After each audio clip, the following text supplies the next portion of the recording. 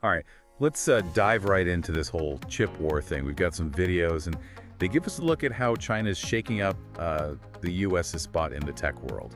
It all revolves around Huawei's new Mate 70 phone. Yeah, what's really interesting about this phone is that it's being shown off as like a symbol of how strong China's tech scene is getting. It's a sign that they're not so reliant on US tech anymore. And there's this one part that's causing a stir, the Kirin 9000's chip.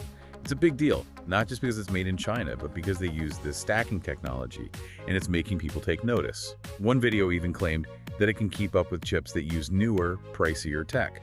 That's a bold statement for sure. And it kind of gets to the core of how China's approaching chip development. They're really into this innovative design, and they're making the most of AI capabilities. Instead of just trying to match the size of transistors, they're finding these smart ways to get more power out of the tech they already have. So it's not just about raw power, but about strategy and using their strengths. Exactly. This chip isn't just a swap, it's like a whole new way of thinking about how to build a chip.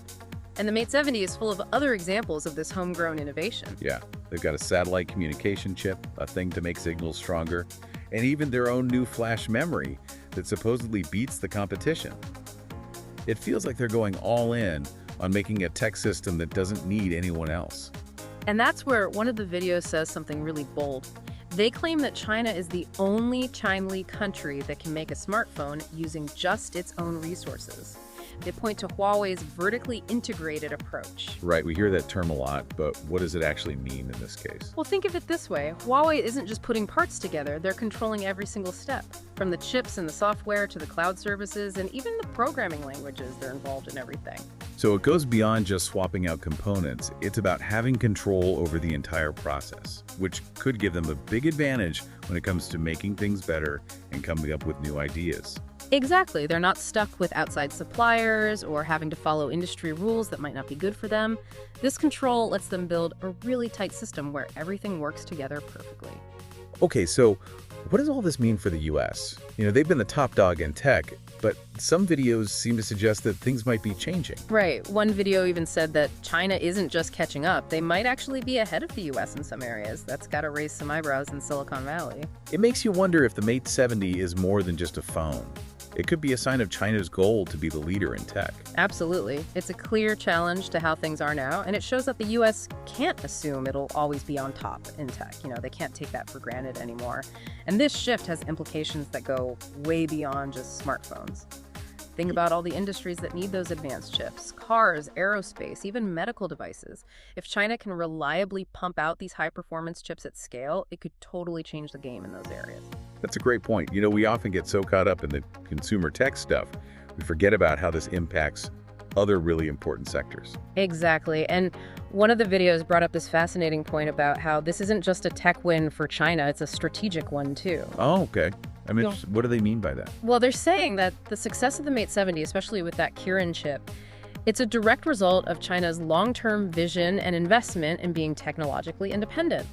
They've been pouring resources into research and development for years, specifically targeting things like semiconductor manufacturing. So it's not just them reacting to U.S. trade restrictions. They're proactively trying to control their own tech destiny.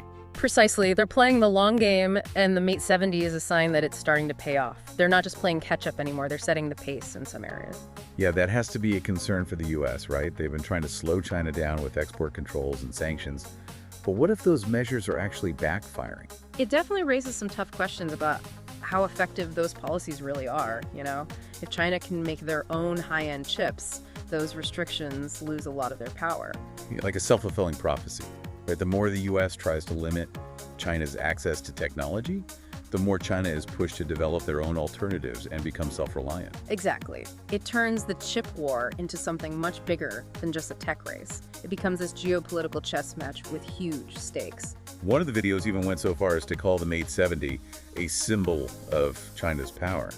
Do you think that's overblown, or is there something to that statement? It might sound a little dramatic, but I think there's some truth to it. The Mate 70, with its domestically produced chip and all those other tech advancements, it shows that China can challenge the current global order in technology. It's like they're saying they're not content to just follow anymore. They want to lead. And what does that mean for us consumers? Yeah.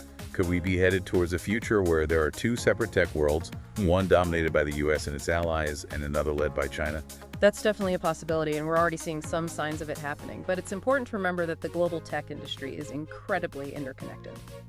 So even if China manages to be completely self-sufficient in some areas, there's still going to be collaboration and competition on a global scale. Oh, absolutely. It's not a black and white situation. There will be areas where China excels and areas where the U.S. stays ahead.